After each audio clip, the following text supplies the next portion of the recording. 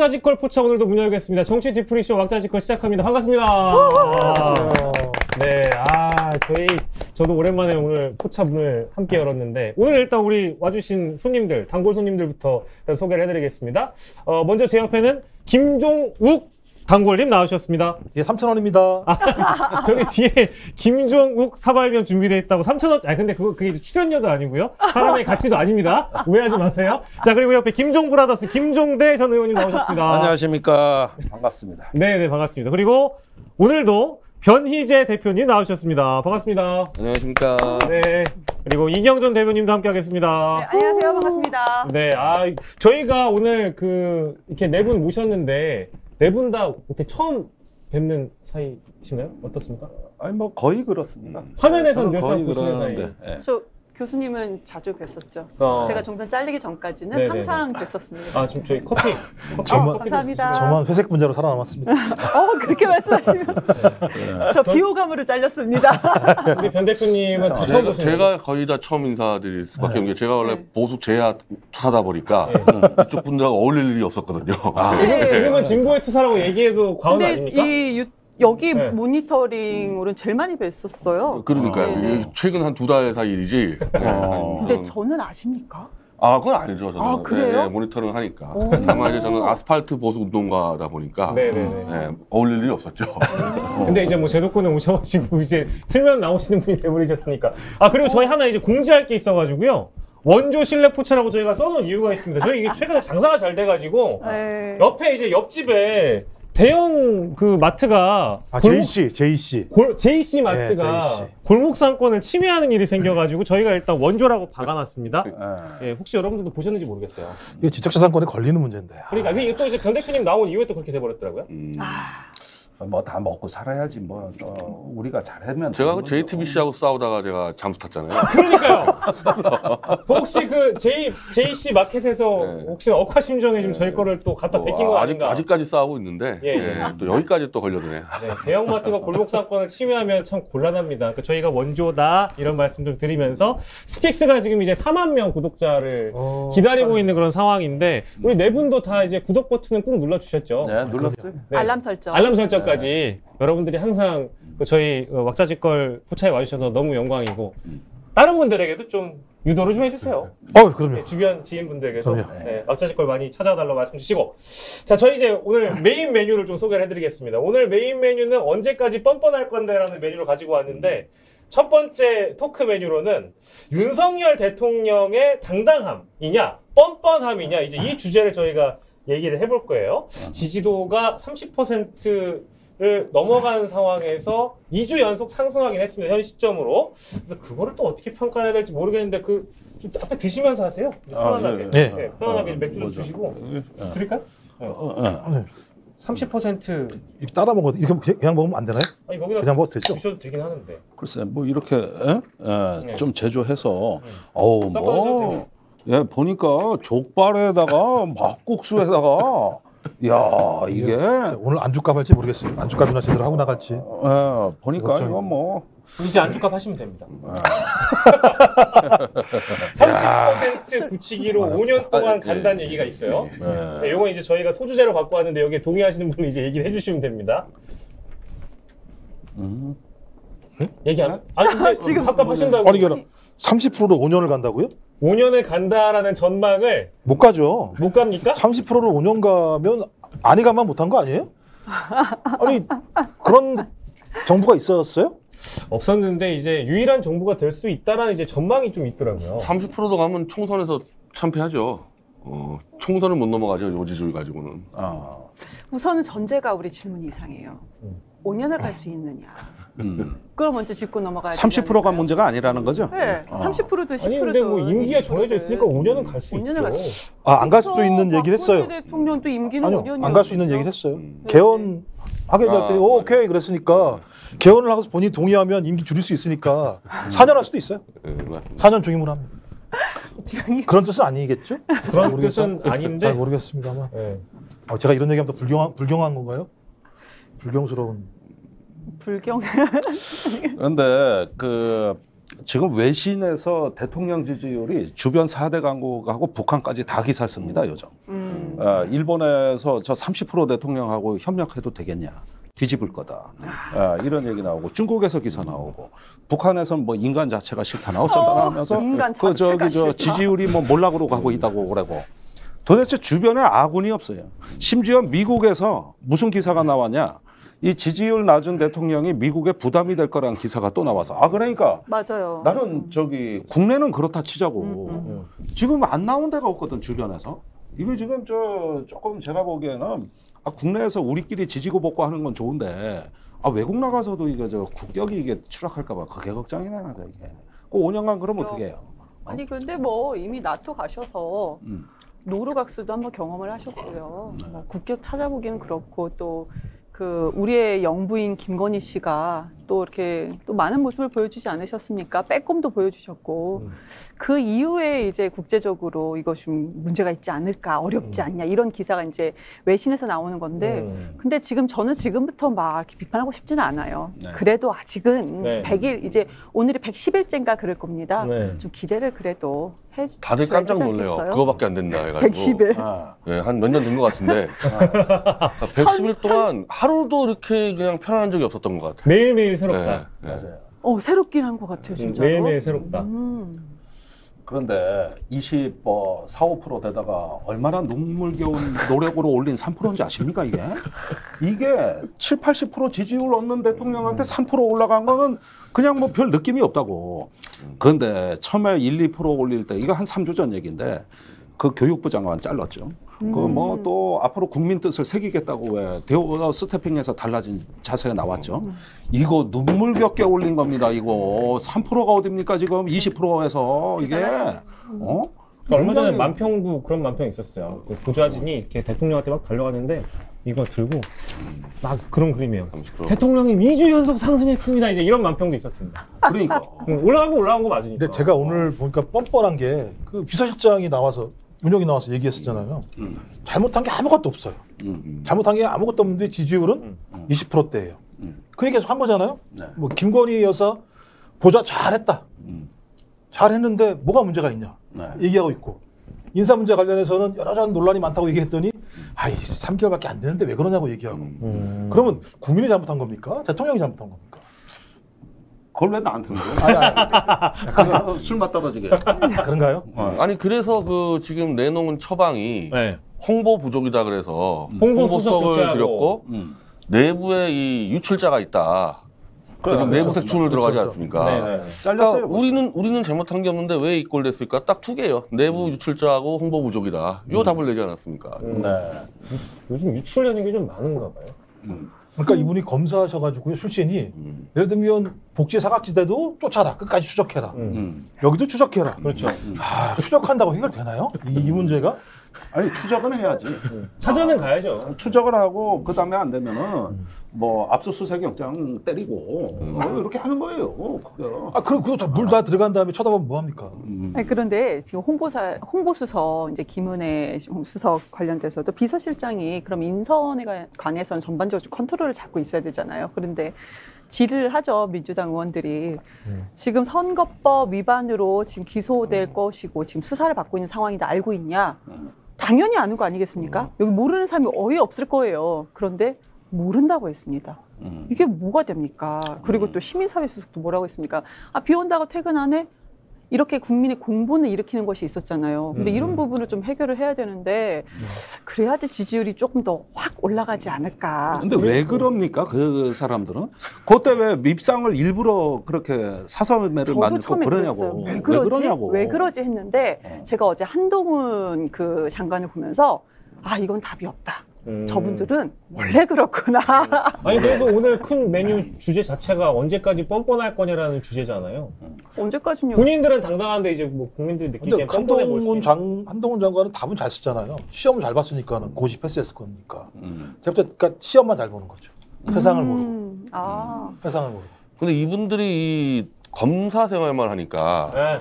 그 여론 지지도라든지 이런 거를 한 번도 신경을 쓴 적이 없는 사람들이잖아요.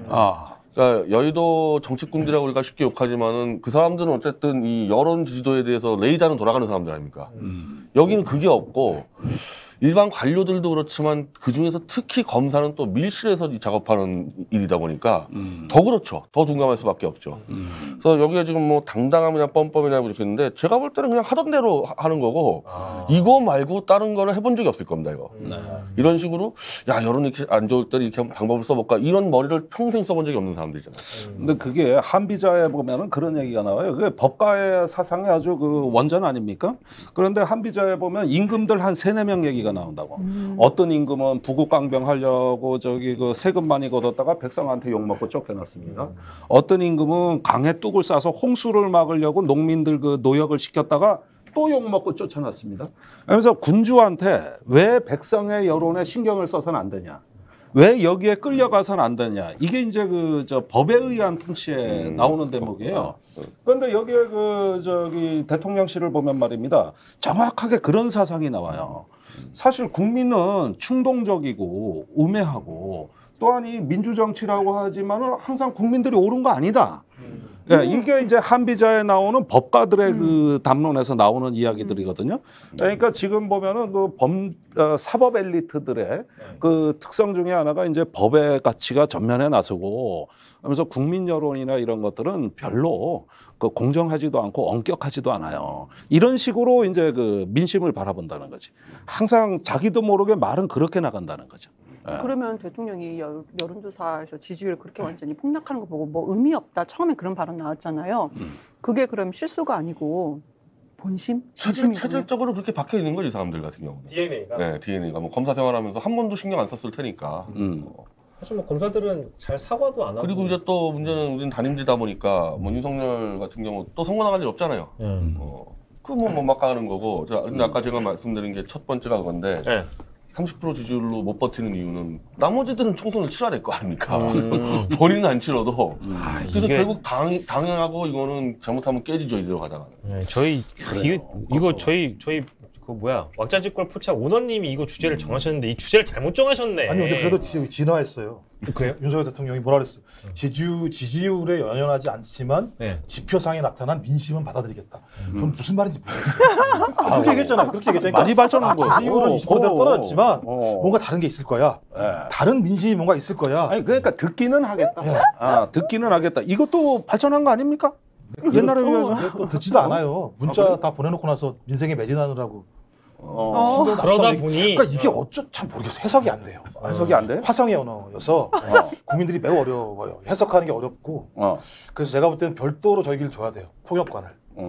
옆에 대변인이 아니라 통역관을 둬서 대통령이 어떤 말씀을 하시는지에 대해서 국민이 알기 쉽게 통역을 하지 않으면 너무 어려워요.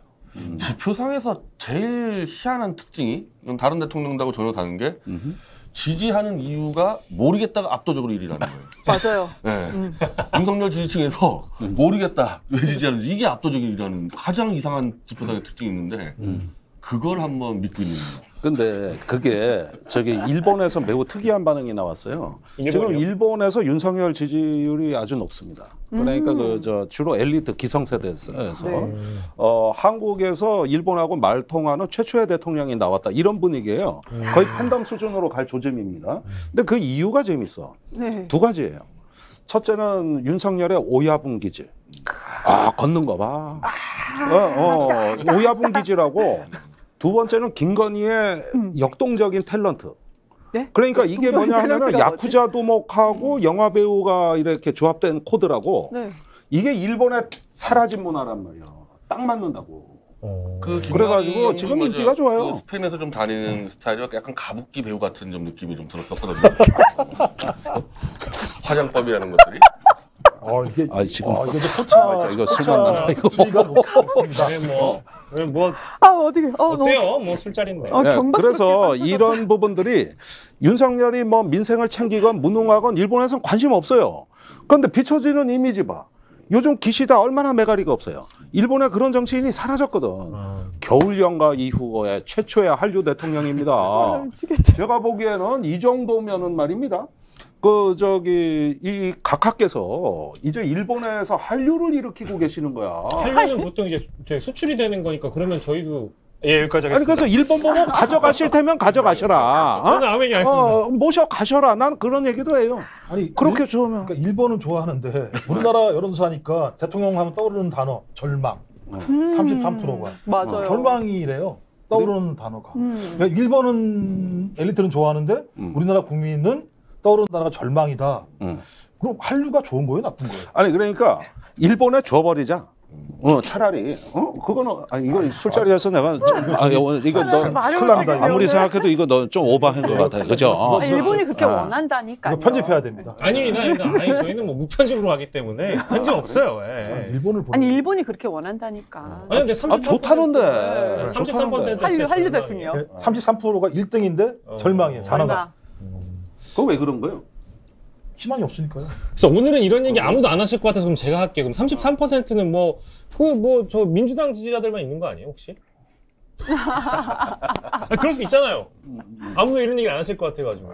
아니 그런데 지지층에서 네네. 이제 그 연령별로 10대부터 60대 이상까지 다 했을 때 10대부터 50대는 다 지지율이 완전히 하락했잖아요. 특히 40대는 90% 가까이 지지할 수가 없다 얘기가 나오고 65세 이상 분들 중에서 내가 왜 지지하는지는 모르겠다는 거고 10대부터 50대까지는 떠오르는 단어가 거의 절망이다라는 건데 이거 분석 왜 우리가 합니까? 그쪽에서 해야 되죠. 60대까지도 이제 과반이 무너졌어요. 60대까지. 맞아요. 그러니까 이게 사실은 70대 노인들로 버티고 있는 건데 이제 그분들이 연사 때 나 왜 지지하는지 모르겠다 이러고 있겠죠, 아직 그분들이. 그 반 대표님 그 집회나 시위 나가셔가지고 집 나간 그 어르신들 데리고 오신다고 하셨는데 그 지금 데리고 오시고 그게 있습니까? 이제 그 70대 이제 이 지지자들이 저랑 같이 태극기 운동했던 그러니까요, 그런 그분들이란 말이에요. 분들이었는데. 예, 그분들인데. 네. 그래서 제가 이제 김용민 이사장과 같이 대구 가서 집회를 하는데 네네. 저희가 대구에서 집회를 100번 가까이 했어요, 우리는. 그럼 그때 항상 나왔던 60대, 70대 분들이 이번 집회 때, 윤석열 퇴임 집회 때는 거의 안 나오고. 아, 그래요? 네. 방송에서 말씀하신 촛불 집회 했던 분들이 90% 나오고. 맞아요. 그러니까 사실은 이제 우리가 대구 집회한 이유는 태극기 같이 들었던 그 70대 노인들을 깨치려 갔는데 우리랑 같이 집회했던 분들이 거의 안 나오더라고요. 촛불만 나오더라고요. 그거잖아. 태극기 집회 준비단이 준비는 다 하고 오시는 분들은 촛불 시민들, 촛불 국민들 대통합. 예, 그래서 아직 좀 우리 노인들이요, 우리 보수 노인들이 네. 아직 못 깨어나는구나. 근데 60대까지는 좀 그래도 되는데 70대까지가 안 먹히고 있는 거예요. 그렇군요. 70대가 그렇다. 그러면은 지금 남은 쪼각배 한 척이 그거밖에 없어요. 그거를 이제 근데 사실은 그게 불안한 배예요. 왜? 불안한 게 원래 태극기 들고 박근혜 사랑해요 울고불고 했던 그 사람들인데 윤석열 씨가 박 대통령을 잡아놓은 사람 아닙니까? 요게 이제 이게 먹히면은 그냥 무너질 수가 있거든요, 사실은. 그래서 박 대통령 그 취임식에 오라고 보러 가고 그래서 박 대통령한테 가서 머리 조아리고 면목 없다는 말씀. 아니 수사 담당 검사가 범인을 잡아놓았으면 당당해야지 왜 그 앞에서 면목이 없다는 표현을 쓰고 거기가 폭탄이거든요, 사실 거기가. 그래서 우리 내 동지들이었긴 했지만 보수 유튜버들 있지 않습니까? 네. 그거를 숨기려고 발악이야, 발악. 그러니까 윤석열이가 검사실 할 때 박 대통령을 누명 씌워서 했다는 거, 요걸 숨기기 위한 게 모든 노력을 다하는 거죠, 보수 유튜버들이. 그러면 한동훈이 나쁜 놈이라 했잖아요. 마찬가지죠. 그래서 그럼 박근혜 전 대통령 나쁜 놈. 한동훈 나쁜 놈이라고 하는 사람이 아마 그런 거죠. 나쁜 놈 잡아들이니 검사 역할이니까. 네, 그러니까 사실은 이제 한동훈이 실무를 담당했으니까 거기서 이제 삼성 관련 수사를 윤석열과 한동훈이 했기 때문에 한동훈도 지금 이제 보수층에서 차기주자로 올라갔잖아요. 네. 그것도 불안한 거예요. 왜 보수층 보통 전부 다 태극기 들었던 사람들인데. 근데 약간 딴 얘기인데. 네네. 난 정말 이해가 안 가는 게 이거 진짜 정치 심리학이라는 분야가 존재하면 이거 연구해야 된다고. 민주당은 한동훈만 만나면은 기가 죽고 국민의힘 의원들은 이준석만 만나면 기가 죽어. 이게 천적 이걸 뭐라 그래야 돼? 완전히 거기서 기가 꺾이는 그 두 가지 사례가 대한민국 정치에 이거밖에 없거든 지금. 나 그거 왜 그런지 모르겠어요. 한동훈은 민주당 의원들이 기가 죽는지는 모르겠는데요. 말이 제대로 안 나오던데. 기가 죽을 거였으면은 어제 법사위에서 그런 일은 일어나지 않았을 거고. 그런데 DB 데이터베이스를 가지고 있다. 이런 부분에서 누가요? 한동훈이요. 한동훈이? 네, 그래서 뭔가 털까봐? 근데 그렇게 털릴 것이 많을 것이냐. 없다 하더라도 그쪽에서는 만들 가능성이 있다. 그러면서 약간 몸을 사리는 것은 아니냐라는 얘기가 나오고 있죠. 아니 그러니까 민주당 법사위가 좀 이상한 건 사실이죠. 제가 봐도 좀 전했다? 뭐 이런 이상하게 좀 헤매는 것 같은데. 저는 오늘 그 주제 뭐 이런 것 얘기도 이제 오전에 좀 많이 하긴 했었는데 네. 저는 개인적으로 전체 다 봤을 때는 준비되지 않았다라는 것은 동의는 좀 부족하고 예, 저는 오히려 전체를 다 몇 번을 돌려본 그 라이브로도 보고 돌려본 입장에서는 그런데 한동훈은 정말 깐족은 깐족이다. 꼭 깐족에 다 넘어가더라고. 그러는데 아까 조원진 의원이 뭐라 그러냐면은 나 저쪽에서 이상한 얘기 들었는데 국민의힘 의원들을 쓰레기라는 거야. 그래서 왜 그렇습니까? 그러니까 이준석한테 한마디도 못한다. 당이 이 정도 지경됐으면 몇 마디 해도 되는데 전부 셧아웃. 그래가지고 난 그것도 이상하고 이것도 이상하고. 이철규 의원은 하잖아요. 거기는 윤핵관이잖아. 윤핵관은 국민의힘 당사자잖아. 그걸 중진도 아니야 거기는. 윤핵관을 제외한 의원들이. 네, 그러니까 왜 거기에서 왜 이 정도 지경이 됐으면 좀 낯설만도 하잖아요. 그렇죠. 저 이러지 말자고 할 수도 있는 거 아니에요. 웃거든. 그래서 이상하게 거기는 이준석 트라우마고 여기는 한동훈 트라우마라고 정치권에 지금 두 개가 있어요. 아 근데 진짜 기가 막히게 우리 김종대 단골님이 주제를 잘 넘기죠. 이제 넘어가려고 했는데 아 진짜요? 아 저보다 훨씬 나으시네. 한동훈 얘기를 해야 돼 우리가. 근데 이경 대변인께서 준비가 안 부족했다고 얘기하면 좀 문제가 있어요. 민주당이 3번 했으면 1승 2패 해야 될 거 아니에요. 그치. 준비를 안 했다고 얘기하는 게 맞아요. 앞으로는 이길 거다. 전제가 그러니까 앞으로는 이길 거다. 한동훈한테 졌다라는 전제인데 그 깐족에는 졌습니다. 깐족에는 졌는데 그렇다고 해서 전반적으로 그러냐. 그러니까 우선은 한동훈이 막 도발을 했죠. 그런데 최무 의원은 약간 넘어갔고 나머지 의원들은 그래도 넘어가지 않았거든요. 네. 질의할 부분은 질의했고 아니 질문같지 않아서 답변하지 않습니다. 맞습니까? 아 계속하세요. 아니 이거 답변하세요. 맞습니까? 아 계속하세요. 이런 거에 넘어가지 않았거든요. 그래서 최소한 그 도발에 넘어가지 않은 것만으로도 다행이다. 그리고 최무 의원은 욕 안 한 것만으로도 다행이다. 아니 뭐 유독 근데 최강욱 의원하고만 좀 못 보겠어 나는. 둘 사이에 그 영상이 워낙에 화제가 됐잖아요. 아 그것만 계속 틀어줬어요. 그러니까 뭐 한 몇백만 뷰 막 뽑혔을 몇 천만 뷰 뽑혔을 텐데 그 어떤 뭘까요 오묘한 분위기였다고 보십니까? 어떻습니까 우리 반대편? 저는 둘 사이는 꼭 검사랑 무슨 뭐 같기도 하고. 그 민주당 출신들은 한동훈을 못 잡겠구나. 네.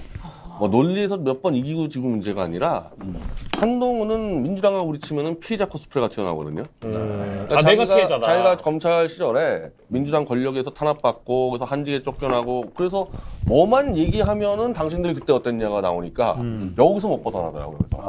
그래서 민주당이 원래 그때 당시에 사실은 어떻게 보면은 윤석열도 잘못 따라가지고 이꼴 난 거 아닙니까? 보수까지 넘어와가지고 지금 가짜 보수가 대통령 돼버렸는데 한동훈 똑같은 상황이에요. 그래서 한동훈을 계속 이렇게 가다가는 또다시 대통령을 만들어주겠구나 민주당한테 맡겼다가는 그래서 이런 스타일들은 이제 저 같은 진성 보수가 잡을 수가 있어요. 왜냐하면 왜냐하면 윤석열하고 한동훈이 중앙지검장에 있을 때 제가 구속이 됐고 보수 인사 200명 구속시켰는데 왜? 200명이요? 구속시켰어요.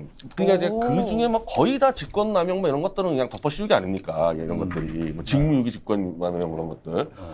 우리 몇 개나 사례를 다니고 있는데 이 사람들 수사하는 방식이 그냥 막 때려 잠수사 방식들입니다. 그래서 저는 검사 엘리트라는 것도 인정은 안 해요. 수사는 똑바로 해야지. 그냥 무차별로 그냥 갖다 뒤집어 씌우는 거기 때문에 만약에 한동훈한테 저가 붙어주면요. 제가 사례 한 3개만 가지고 이 자들이 얼마나 조작날 조사 많이 했는지를 몇 개 탁탁 던져주면 되는데 민주당 입장에서는 그때 또 한패였잖아. 윤석열 한동훈하고. 그러니까 안 맞아들어간 거죠. 그러니까 그게 좋은 말씀인데 한동훈을 공격하다 보면 민주당 논리는 스텝이 꼬이게 돼 있어요. 결국은 자기 공격이 된다고, 자기 부정이 되고 지금 이 딜레마에 갇혀버린 거예요. 그러니까 지금 한동훈 그 깐죽깐죽한다 그러지만은 제가 보기에는 이런 계산까지 다 깔고서 국회 와서 배째 마라 그러는 거예요. 자신 있는 거예요, 본인? 배째라는 거예요. 그러니까 거기서 기가 탁 막히는 거지. 기가 꺾이는 거고. 뭐 어제 최강욱 의원 빼놓고는 안 졌다 그러지만은 국민들이 보기에는 안 그래요. 그냥 저기 막 그냥 블랙홀처럼 빨려 들어가. 그게 문제예요. 블랙홀인가요? 뭔가 좀 이게 또 집단으로 이 다구리 하다가 반격당한 모습이 다구리 나왔다. 제일 안 좋은 모습을 보여주고 있고. 근데 전반적으로 민주당 쪽에는 좋은 평가를 못 해주네요. 지금 여기 분들이 어떻게요? 반대로 또 이준석 같은 경우도 집단 다구리를 당하는 이제 어떻게 보면 정치인으로서 굉장히 이제 좋은 기회 맞는 거지. 이준석이나 한동훈이나 둘 다. 멍청하게 공격을 하고 있으니까. 아니 그런데 그 지금은 민주당 한동훈 얘기하지만 사실은 이준석 사태 태풍이 훨씬 커요. 그래가지고 난 국민의힘이 이제 뭐 괜히 말 잘못했다 육모방망이 얘기 나오고 뭐 이제 저기 말싸움은 못 이겨요. 이제 저기 양고기 개고기 나오고 양두고요. 이랬다가는 내 저 품격 높은 국회의원 체면에 내가 이런 소리나 듣고 그러니까 야 나는 몰라 그러니까 이게 전부 다 주렐랑 모드로 돌아간 거예요 이게. 그러니까 그당 꼬라지나 요당 꼬라 아니 저기 사실은 술 한잔 하니까 말이 조금 세게 나오는데 사실 뭐 그렇지 않습니까? 솔직히 어때요? 그리고 저기 뭐야 그 출장비는 왜 비공개해요? 그러고 보니까 비공개하는 게 맞네요. 요즘 100일 동안. 아니요 7박 9일 동안 4,800만 원 썼으면은 내역 정도는 공개할 수 있는 거예요. 아니 미국 가서 얘기입니까? 네네. 국익을 위해서. 국익을 위해서. 국익을 해야 한다고 하잖아요. 공개를 하면은. 그럼요. 아니 그 비행기 값, 호텔 비용, 밥 먹은 비용 그것 좀 그 내역 공개를 못 하는 게 일정이 비어 있어요. 일정이 7일인가 8일 중에서 한 4일이 비어 있습니다. 그러니까 그때 뭐 했냐가 드러나기 때문에 내역이 내역 문제와 관련 있는 거지 일정하고. 아 일정이 드러난다. 네, 일정이 텅텅 비어 있어요. 그래서 8일 동안 뭐 했냐 당시 하는 게 실제로 그 미국 법무장관도 못 만났고. 못 만났죠. 그 한 게 없어요. 왜 갖고 왜 거기 돌아다녔냐. 그래서 막 의혹들이 나오잖아요. 아니 원래 그 고위공직자의 해외 출장은 다 공개됩니다. 그렇죠. 예, 사실 선물은 뭘 받았고, 또 누구를 만났고, 그 다음에 출장 보고서도 쓰게 돼 있어요. 그거 저기 정부 기록물입니다. 출장 보고서. 보고서까지 안 나오고 있죠. 예, 그래가지고 그것도 며칠 내에 쓰게 돼 있고, 그거 결재권자가 장관 출장에 대한 출장 보고서는 총리한테 보고하게 돼 있어요. 그래서 내가 옛날에 보훈처 장관이나 뭐 이렇게 그 해외 출장 갔다 오고 그러니까 밑에서 총리실로 그거 보고서 보내고 있더라고. 그래서 다 보고해야 됩니다. 이거 그러면은 만약에 보고서가 나왔으면 국회에서 자료 요구하면 되는 거예요 원래는. 그런데 이걸 뭐 공개 비공개 지금 이 얘기를 한다는데 이거 법을 안 지켰다는 얘기 아니에요. 그렇게 따지면은. 그러니까 그래서 국익을 위해서 그러는 거예요. 국익을 위해서? 이게 알려지면 우리나라 법무부 장관이 우리나라 세금으로 막 쓴 게 되잖아요. 창피하잖아요. 국익을 위해서 한 건데 왜 그러세요? 공개하면 안 되는 거죠. 위해서라면 국가를 위해서 했다는데 뭐 법에 그게 다 공개해야 된다고 하지만 우리나라는 법치국가가 아니거든요. 그러니까 이게 공개 비공개가 선택사항이 아니면 당연히 공개를 해야 되는 거 아니에요? 아니 그러니까 이거는 의무적 공고의 사항이에요. 지금 저는 이게 논란이 된다는 게 너무 이상해요. 모든 공직자는 이걸 지키게 돼 있고 단지 공개 안 해도 되는 돈이 일부 있어요. 특수활동비라든가 약간의 어떤 국가 안보에 관한 일정이 있다든가 이런 건 보호를 해주는 게 맞아요. 그런데 법무부 장관이 그럴 일이 뭐가 있겠냐 이게요. 내 얘기는. 그러니까 영수증 다 첨부해요. 영수증 첨부해서 들어가야 돼요. 영수증 안 쓸 수가 없어요. 그러면 영수증만 그냥 받으면 돼요. 단순하게. 이거를 공개하면 국민들 혈압 올라서 힘드실까봐 국민들을 위해서 공개를 안 하는 거 아닐까요? 근데 이거 지금 그럼 정보공개 청구를 들어가나요? 민주당에서? 민주당에서 어떻게 한다고 합니까? 이경 대변인님. 지금까지는 정보공개 청구까지는 얘기 안 나오고 있는 것 같아요. 그렇지만 이거를 가만히 넘어가지는 않을 것 같습니다. 이건 자료 요구 사항입니다. 국회는 권한이 있잖아요. 아니야, 국회는 정보공개 청구는 저 같은 민간인이 하는 거고 국회는 그냥 가져오면 되는데 업무 쳐들어가서 가져와야지. 그러니까 왜 이렇게 법사위 같은 거 하기 전에 이런 걸 왜 얘기를 안 해가지고 그런 거예요?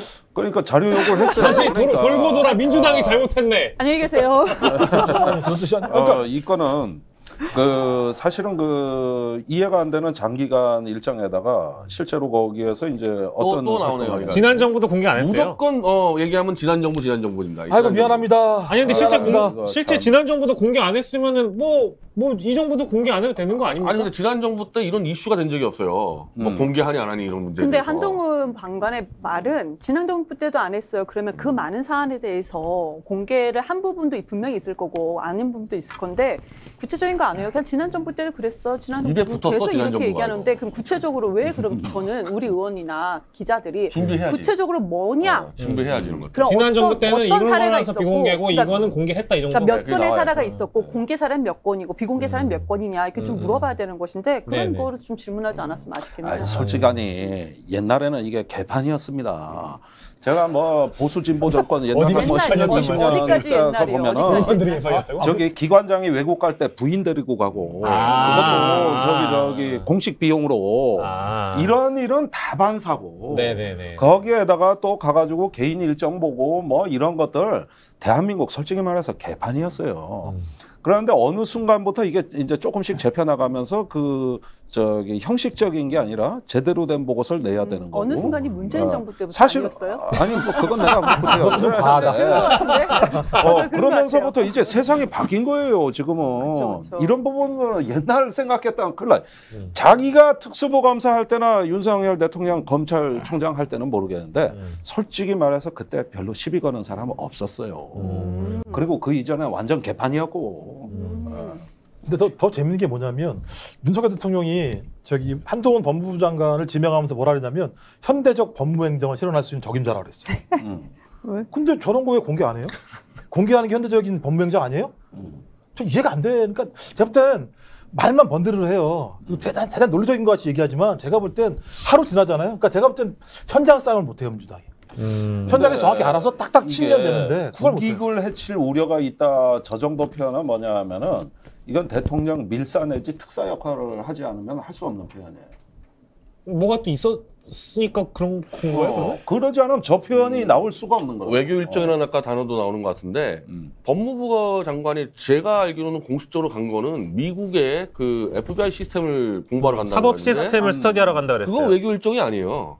자기가 공부하러 간 거지. 외교 일정은 여기 우리 김종대 선생님 말씀대로 진짜 대통령의 무슨 뭐 지령을 받고 와서 움직이는 게 외교 일정인데 지금 한동훈 장관은 외교 일정은 원래 공개하지 않는다. 그럼 본인이 무슨 뭐 국정원장 같은 역할을 했다는 얘기거든요. 지금 저렇게 한다는 거는. 그러니까 8일 동안에 일정이 3, 4일이 비어 있다는 게 그거와 아마 이 예산이 걸려 있을 겁니다. 근데 그 전에 미국에 가기 전에 그 이제 이모는 아니고 처남댁의 이모 씨와 그 얘기를 내가 하려고 했다. 그 얘기를. 스펙 공동체 사건이 먼저 얘기를 있지 않았습니까? 그래서 그런 의혹이 지금 있다. 이 한간에서는 이제 그거지 그거 무마시키러 간 거 아니냐 이렇게 의혹이 나올 수밖에 없기 때문에 그래서 나는 민주당 의원들이 그거를 막 그 얘기하면서 당신 무슨 뭐 그러면 대통령의 무슨 밀사로 간 거냐 막 따져물어서 공개를 유도하고 이슈를 터뜨렸을 때 좀 먹힐 것 같은데 또 그런 말 안 하더라고 민주당이. 저는 약간 그런 거 있지 않았을까요? 겁을 먹어서 그런지. 이모 트라우마. 아까 그치 이모 트라우마도 있고 그 3M도 있잖아요. 3M이랑 이모 트라우마가 있기 때문에 한동훈 장관을 만나면 이게 준비는 잘 했는데 내 질문하다가 실수하면 또 언론에 또 폭격을 맞을까봐 의원님들이 불안하신가봐. 그래서 기가 꺾였다고 제가 얘기하는 겁니다. 아까부터. 네, 그럴 수 있어요. 인간인상 저는 그럴 수 있다고 생각하거든요. 정치인한테는 트라우마예요. 사실은 그렇게 망신 당하기도 쉽지 않아요. 이모랑 3M은 심했죠, 사실은. 네, 저도 국회의원 할 때 사고 많이 쳤거든요. 그런데 저런 식으로 이렇게 얻어 터지는 거 있잖아요. 그거 쉬운 일 아닙니다. 일부러 하기도 어려워요. 근데 그날 몇 건이 터졌다고 청문회 때. 그 뒤로는 또 어떻고. 그럼 그러니까 상임위 바꾸지 않아요, 그러면? 그 정도 하면 상임위 바꾸지 않아요? 상임위 바꾸든지. 그러니까 왜 안 바꿔요? 이렇게 되는데 이상하게 스타일을 구겼는데 대책이 없어 이게. 저희가 지금 전당대회가 곧 끝나거든요. 이제 그 이후에 좀 기대를 해봐도 된다는 말씀이세요? 분명히 달라질 거라고 기대를 해봅니다. 이대로 가면 망하죠. 근데 뭐 국회의원들은 똑같잖아요. 전당대회 해도. 그렇죠. 이게 똑같지 않습니까, 의원들? 아니 그리고 원구성을 다시 해야 되는데 이미 원구성이 끝났어요. 후반기 원구성이 끝났기 때문에 큰 차이가 없어요. 마음가짐 자세가 달라지지 않을까요? 우리 이경 당구님의 눈물겨운 커버. 자 그리고 이 메뉴로 마지막 한동훈 얘기는 왜 그러게 이게 지지율 그 대선 지지율 이런 거에 들어가면 보통 글쎄 이런 장관이나 이런 사람들 내려달라고 안 합니까? 자기 좀 빼달라고 할 수 있지 않나요? 뭐 언론사나 여론조사 이런 데다가 나는 좀 빼주고 해주시죠 이런 얘기 정도 할 수 있지 않아요? 안 빼줘요? 안 빼줘요? 이거 한동훈 빼면 재미가 없는데 왜 빼겠어요? 여론조사 기관에서. 아니 근데 뭐 이제 안 얘기하면 빼주더라도 이제 정상적이면은 한동훈 장관은 정치인이 아니잖아요. 그렇죠. 그냥 검사하다가 장관 왔으니까 나는 행정 업무에 전념하고 싶으니까 뭐 아직 정치할 생각 없다 빼달라 이렇게 얘기를 하고 이제 뒤에서 넣어달라 이럴 수 있는데 그리고 한동훈 장관은 아예 그거에 대해서 그냥 당연하지 내가 차기 뭐 거의 이런 거 나오니까 현재 보수 이 바닥층은 그냥 차기는 바로 한동훈 이렇게 돼 있어요 그냥. 아 공식으로. 네, 그래서 윤석열에 좀 실망하는 사람들이 어떤 층이냐면은 보수 엘리트들이 좀 실망한 게 있어요. 뭔가 좀 스타일이 건달 같고 좀 이런 게 있잖아요. 근데 한동훈은 좀 건달스럽진 않으니까 그래서 윤석열에 실망하더라도 우리는 차기가 한동훈 있다. 이게 좀 굳어지고 있어요 지금. 그럼 건달 밑에 그 착해 보이는 애는 뭐라 그러는 거예요? 착해 보이는 거요. 깐죽거리는 거. 하여간 그 오야붕이 있어. 그 밑에 조금 왜 저 옛날에 그 저기 선생과 황태자라는 소설이 있었어요. 그게 이제 조폭두목하고 그 저 대학 교수하고 사이에 벌어지는 일인데 둘 다 감옥에서 만난 거예요. 그래가지고 송영 씨가 저 잠깐 나가도 돼요? 오늘 얘기가 많이 불안해. 아니네 감옥에 같이 갔는데. 그래서 이제 그 오야붕이 얘기를 하는 거지. 니들 선생님 건드리면 반 죽여. 왜?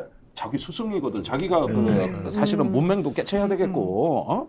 그다음에 그 가끔 좀 저기 내 말이 좀 거칠 때 이렇게 누가 좀 포장해주고 논리를 만들어주는 책사가 하나 필요했다고. 근데 대학 교수가 자기 빵에 들어온 거야.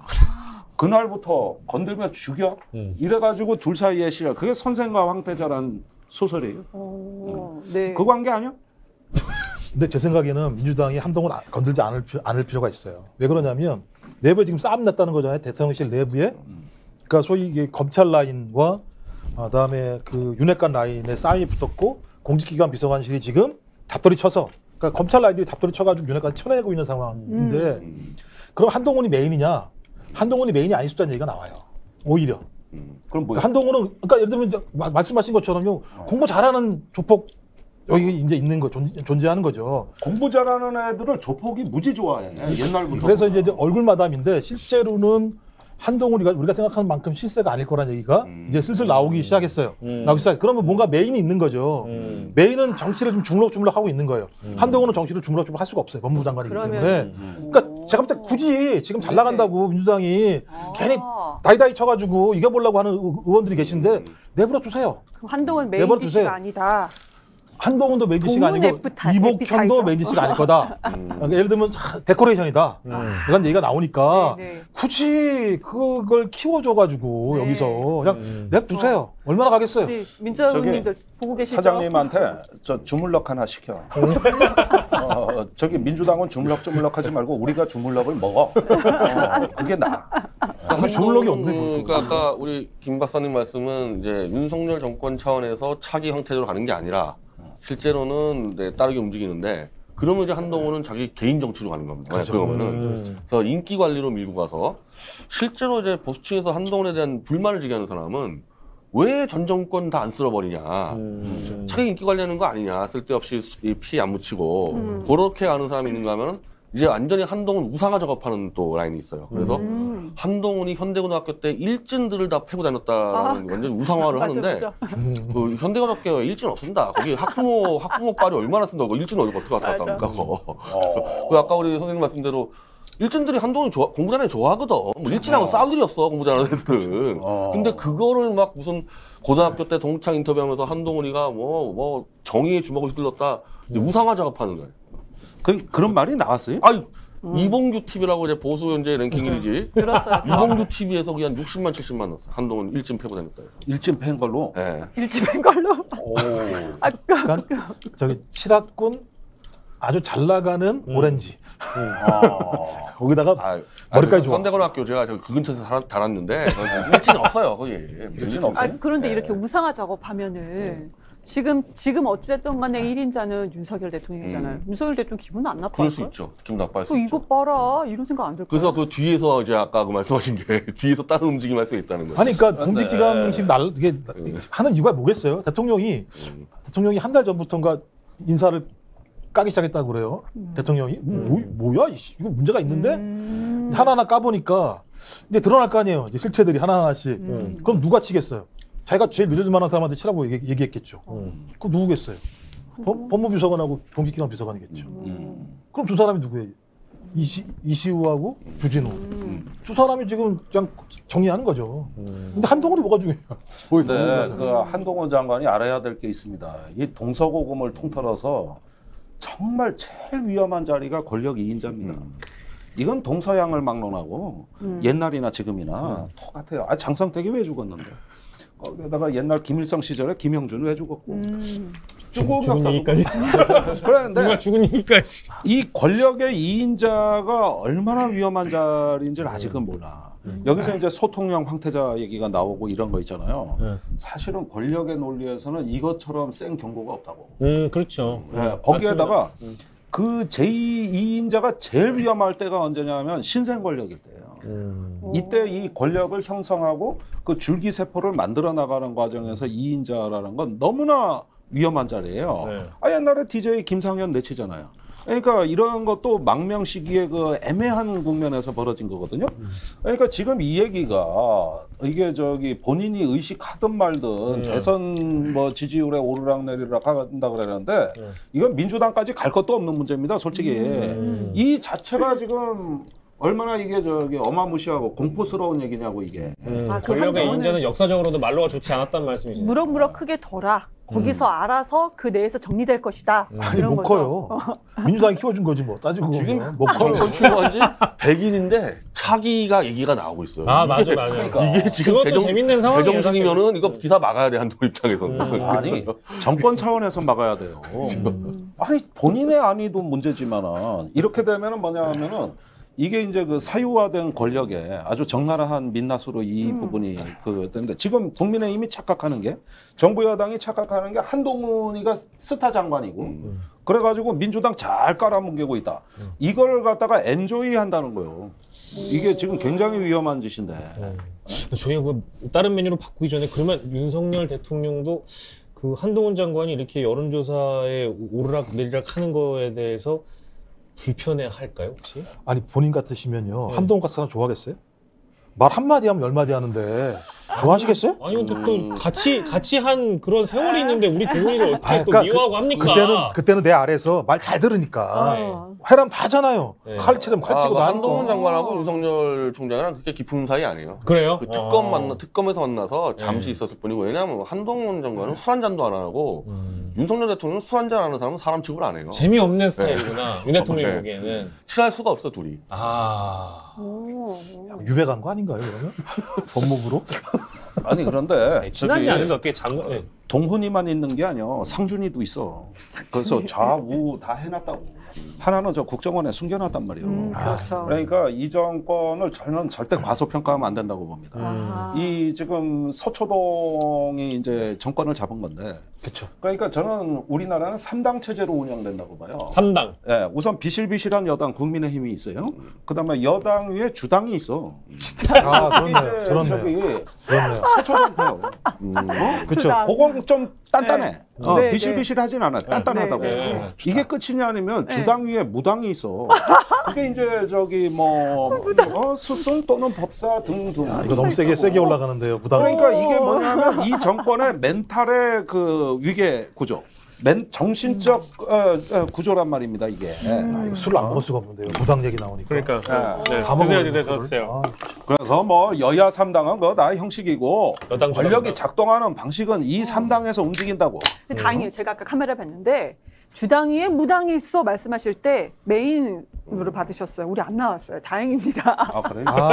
그거 딱 잘라주세요. 네, 잘라주세요, 그렇게 잘라주세요. 같이 나오게 해주시면 안 돼요. 그것만 이렇게 아니 이렇게 얘기하니 나 겁나잖아 지금. 저 죽고 싶지 않아요. 권력 무서워요. 자, 권력 무섭습니다. 여보로 제가 해주세요. 뭐 하나 네. 공지를 드리면요. 예. 네. 제가 10월 초까지 한동훈, 윤석열이 검사 시절에 제 사건까지 태블릿 사건까지 포함해서 조작 날조한 수사를 정리한 책을 발간을 하고 네, 홍보. 한동훈은 이 증거 조작으로 제가 공수처에 고발을 들어갈 겁니다.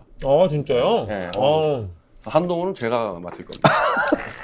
기사 하나 뽑자. 야, 우리 한동훈 저기. 죽었다 이제. 피해자기 때문에 저는. 한동훈 네. 죽었어. 하자, 아까 왜 우리 다루는 방법이 있다고 말씀하신 게 이제 그 예, 저기 그겁니다. 초식이 예. 나오는 거예요? 예. 아. 저는 그냥 정면으로 그래서 오늘 한 줄 나왔다. 저기 그 변희재 대표 한동훈은 내가 잡아 이렇게 해줘. 내가 그렇게 하자. 만든다. 자, 다음 메뉴로 넘어가겠습니다. 다음 메뉴는 비공개를 또 좋아하시는 분이에요. 아까는 이제 출장비 비공개한 우리 한동훈 장관 얘기했는데 여경 비공개 간담회를 왜 굳이 비공개로 했냐. 바로 김건희 여사님 얘기를 해야 되는데 지금 오후 이 시간대 지금 최대 할 이슈가 지금 저 건의사랑에다가 아 맞아요. 그 대통령 일정 공개된 그게 거. 오후에 지금 최대 이슈예요 지금. 맞아. 지금 엄청 실시간으로 뜨겁던데. 난리 났을 텐데.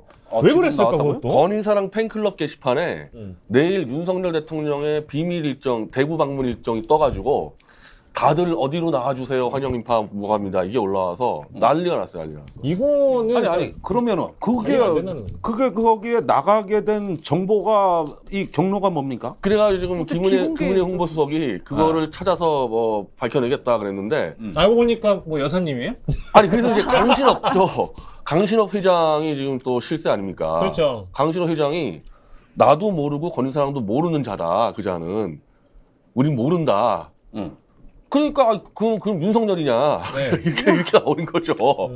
김건희냐 윤석열이냐. 그래서 이거야말로 지금 이 검찰 라인들이 뭐 내부 누설자 색출한다면서요. 네. 이거야말로 이제 압수수색해가지고 게시판 IP 조사해서 색출해봤을 때 진짜 윤석열이 나올 수도 있고 김건희 나올 수도 있겠죠. 그러면. 근데 그럼 변 대표님 그 비공식 일정이라는 게 실제 대통령실의 비공개 일정이 맞고 예, 인정을 했거든요. 인정을 했고 예. 아 이러면 골치 아파진다. 이거 상당히 심각한 국기문란입니다. 진짜 심각해요. 이거 심각한 국기문란이에요. 우리도 뭐 항상 대통령 이렇게 모셔보면은 제일 어려웠고 조심스러운 게 그 대통령 동선이. 그렇죠. 맞아요. 그건 뭐 엄청나게 어렵다고. 알면 안 되는 거죠. 그건 뭐가지예요. 그냥 한 방에 이런 일이 비서실에서 터지면은 그 위에까지 문책 받아요. 근데 이런 대범한 왜 일은 그러지? 누가 했을까? 그리고 이게 첫 번째가 아니라는 거예요. 그 아, 당시 그죠. 대통령실에서 찍은 사진이 유출되면 안 되는데 제일 먼저 건의사랑 팬카페로 유출됐단 말이에요. 그래서 그때 문제가 됐는데 또다시 이번에는 비공개 일정이 올라왔기 때문에 이거는 지금 아까 홍준표 대구시장이 이게 팬클럽 다 없애라고 할 정도로 여당 내에서도 지금 심각하게 받아들입니다. 아마도 추정해 보면 김건희 여사를 통해서 대통령실에 들어간 홍보 라인일 가능성이 있어요. 홍보 라인일 가능성이 있어요. 지금 그 커바나 컨텐츠 소속에 2명 들어가 있다고. 그렇죠. 거기도 들어가 있고 또 다른 데도 들어가 있거든요. 그러니까 제가 볼 때 그 사람들 같은 경우 어차피 자기가 거기에 관여하게 되면 대통령 일정을 부분적으로 알아야 될 거예요. 아마 그 과정에서 아마 유출했을 수도 있어요. 아니 그런데 워낙 초보라서. 그러니까 이거는 근데 범인은 잡을 수 있죠. 제가 알기로는 기술적으로 범인 잡을 수 있습니다. 그렇죠. 네, 게시판 IP 추적하면 끝나기 때문에 이거를 못 잡았을 때 이거 잡을 수 있는데 만약에 오히려 이걸 덮었을 때 아니 근데 잡혔는데 그거를 실제로 뭐 저희가 이제 홍보 라인이라고 가정을 하고 얘기를 하면 그 홍보 라인에 있는 분이 자기가 혼자의 결정으로 그거를 유출한다는 게 안 되죠. 그러니까 말이 되냐 안 얘기죠. 되죠. 이게. 말이 안 되잖아요. 예, 이거는 확인할 윤석열이나 김건희 지시 없이 안 되죠. 확인할 방법이 뭐가 있냐면 옛날에 다 아시잖아요. 국정원의 그 요원들이 있잖아요. 핸드폰 다 싹 뒤져가지고 청와대 들어와서 다 확인해요. 누가 있는지 다. 그거 다 찾아내요. 지점 딱 찍으면 다 나와요. 사흘이면 찾아내요. 이게 뭐 생각만 다 작정만 하면 찾아내요. 지금 이 상황은 어쩌면은 규명이 안 될 가능성이 커 보여요. 그런데 분명히 안 돼. 지금 이게 터진 시점이 뭐냐면은 고강도 그 감찰이 대통령실에 들어가 있는 상황이고 벌써부터 술 먹은 놈, 자료 센 놈, 그냥 사거리 자르는데 주로 정치권에서 들어간 사람들이 하필이면 많이 쫓겨난다는 얘기가 있어요. 장시간이 장날에. 그래가지고 지금 이것도 해석이 분분한데 지금 이 시점에서 터진 거예요. 이제 요거 정보 빼돌리는 놈, 저기 직무감찰에 걸리는 놈 반 죽여 이랬는데 터진 거야. 근데 이거를 못 잡으면 이제 이거 칼이 부러지는 끝나는 거죠. 이거 못 잡을 것 같다니까. 아니 그러면은 저기 도어 스태핑에서 기자들이 이 질문이 나올 것 같아요, 안 나올 것 같아요? 아니, 나와야 당연한 거죠. 아니 그런데 실제로 물어보면 불편할까 봐 못 하는 겁니까? 내일 안 하겠죠 도어 스태핑을. 안 해버려? 내일 대구 가니까 뭐 그러니까요. 대구 가니까 잘 됐네 뭐. 잘 됐네. 근데 대구 현장 가서 이제 서문시장 누군가는 방문인데 또할 수도 있죠. 대구에서 또 질문 나오겠죠.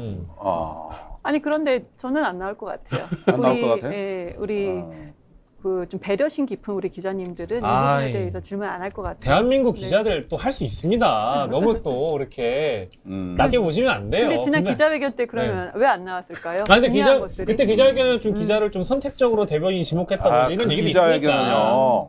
시간도 40분으로 정해놓고 물론 53분 했지만은 거기 사회 보던 대변인이 제일 많이 한 말이 뭔지 아십니까? 시간 오버했는데 시간이 어쨌는데 아니 이렇게 원천 봉쇄된 거지 이게 무슨 거기서 어떻게 질문을 합니까? 민선이 누나가 좋아하는 사람들 전화도 미리 하셨대요. 했대? 가기 전에 전화도. 아, 확실한 겁니까? 네. 확실한 얘기하다 그런 보면 얘기죠. 한 시간 할 저도. 수도 있는 거고 뭐. 아니 뭐 국정원이세요? 아니, 아니, 경찰이세요? 아니, 죄송- 아니, 저한테 죄송합니다. 그러세요. 아니 죄송합니다. 저는 뭐 들은 얘기하는 거지 뭐 제가 무슨 요원입니까? 확인하고 다니게 들은 얘기입니다. 아 진짜 실제로 얼굴 얘기입니다. 빨개지셨네요. 좀 짬을 맞췄다는 얘기예요. 술 먹어서 그런 거예요. 그리고 이게 힘든 게 트름을 막아야 되니까 방송 이게 너무 힘드네. 시원하게 한번 해주세요, 트럼도. 이거 앞으로 소주 먹어야겠네 이거. 힘드네. 아니, 그런데 지금 대통령실은 그 김건희 여사에 대한 야당의 공격이 인신 공격이고 부당하다는 이야기잖아요. 왜 이거를 정쟁화하냐 이런 얘기잖아요. 사실은 김건희 여사가 뭐 영부인이 지금까지 크게 무슨 어떤 그 새로운 어떤 농단이나 범죄라고 할 만한 게 딱히 생각나는 건 저는 없어요. 물론 뭐 리모델링 공사라든가 몇 가지가 있기는 하지만은 그런데 무언가가 나대는 듯한 그다음에 그 오지랖 넓게 이렇게 이리저리 하고 뭐 인사도 그 아는 사람들 들어가고 이러다 보니까 국민들은 저 양반이 뭐 하는가가 이게 그 항상 궁금한 거예요. 그죠? 항상 궁금한 거야. 뭐 하나? 저는 코멘트 안 하려고요. 치외 법권이에요. 그래? 아무리 문제 제기해도 답이 안 나오니까 이 정도면 확인할 수 없다는 거잖아요. 확인이 안 되는 건 질문도 하지 말아야죠. 그럼 여기 뭐 하러 나오세요? 저는 2주 전에 얘기 안 하겠다. 그래? 뭐 답이 안 나올 것 같아서. 근데 저희 오늘 아무튼 포차 오픈한 시점에 따지면 그게 진짜 큰 이슈면 이거는 그 올라간 지지도가 다시 떨어질 수도 있겠는데 이거 수습을 잘못하면? 이게 지금 김건희 특별법이 지금 발의가 됐잖아요. 네, 그렇죠. 그렇죠. 사실입니다. 사실입니다. 이 건희사랑 수사까지 같이 포함해서 다시 발의해야 될 것 같아요. 건희사랑 요 팬클럽 문제까지도 그렇죠. 재발해야 두 된다. 번의 유출이기 때문에 걸린 게 두 번이죠. 몇십 건 있을 수 있기 때문에 이건 건희사랑 수사도 특검으로 들어가요. 만약에 지금 이 김은혜 대변 수석이 찾을 수 있다 그랬는데 이 유출자를 못 찾아낸다. 그럼 특검으로 바로 잡아야 되는 거죠. 100일 아니 특검 하겠다는 입장 아닙니까? 해야죠. 예. 근데 또 누구야 또 전해철 의원은 또 특검 반대한다 그래가지고 하는겨 안 하는겨? 아니 그분은 뭐 관계없어요? 그분은 아니 민주당 의원 아니니까 전해철 의원이 공개적으로 나 특검 반대한다고 튀어나와가지고 그분이 왜 그런 발언을 했는지 좀 이렇게 했으면 아니 좋겠어요. 정무적 판단을 할 수 있어요. 그리고 뭔가 법이나 특검을 발의할 때는 구성 요건을 잘 만들어야 되기 때문에 전 사실은 막 그런 건 남발하는 것도 반대예요. 괜히 되치기 당해요. 남발이 아니고 그러니까 지금 늦게 이 나오지 부분이 정확하게 지금 준비돼서 체계적으로 뭐 좀 일답게 이렇게 돼야 되는데 이렇게 변죽만 올리듯이 하면 이거 말끝냈다가 오히려 아니, 이제 시작했는데요. 제 생각에는 얘기 나오지도 드리볼만. 않다가. 드리볼만. 너무 늦었어요. 내가 볼 때 드리볼만 특검 잘하니까. 네. 드리볼? 그러니까 김건희에 대해서는 이제 굉장히 어떻게 보면 좀 국민 밉상까지 와 있거든요. 그래서 이번에 여기까지 터졌기 때문에 만약에 수사가 똑바로 안 된다지 아직까지 김건희 여사는 수사도 안 받았잖아요. 복잡한 사안들 뭐 주가 조작이니 뭐 허위 경력이니. 그래서 이번에 팬클럽까지 포함해서 특검으로 갔을 때 저는 역풍 맞을 거 별로 없어 보이는데 뭐 역풍을 두려워한다 또 이런 말을 하니까. 아니요 민주당 말안 꺼내놓으면 이제 반대로 예. 이 민주당의 이제 대선주였던 이재명 대표 수사를 하고 있지 않습니까? 예. 거긴 수사를 하고 있는데 여기 수사를 안 안 하기 때문에 형평성 문제에서 특검을 충분히 발휘할 만하죠. 그쵸 78,000원대 5시간 수사받는데요. 해야죠 솔직히. 그리고 민주당은 막 이렇게 그게 아니고 이제 시작이야. 이제 특검 얘기 이제 나오지 않았습니까? 늦었죠. 엄청 우리 늦게 대표님 나왔어요. 얘기처럼 늦었죠. 근데 지금부터 잘해야 되는데 제가 근데 그때 매불쇼에서 그 한 젊은 의원한테 왜 김건희 특검 발의 안 했더니 뭐 민생을 먼저 챙겨야 된다 그래가지고 그 얘기했던 사람 박살났어요. 김남국 의원이요? 근데 얘기하세요, 김남국이라고. 민주당 지지한테 완전 박살났어요. 미안하더라고. 근데 그분은 트라우마가 있으니까요. 남국 과거 트라우마 형은 때문에 트라우마가 있잖아요. 아까 얘기했던 이모 트라우마 때문에 있어요. 이해는 돼요. 이해는 돼요. 근데 뭐 이제 본질적으로 그러면 이게 그게 사실인지도 궁금한 게 윤석열 대통령한테 이제 진짜 진정한 어떤 참모가 있다면 그 참모가 우리 저기 여사님 얘기를 하면은 대통령이 그렇게 싫어하신다는 거예요. 여사님이 여자도 못 꺼내게 한다는 거예요. 상관의 설이. 그런 것 때문에 지금까지 이 문제가 계속 이렇게 반복해서 나오는 거 아닙니까?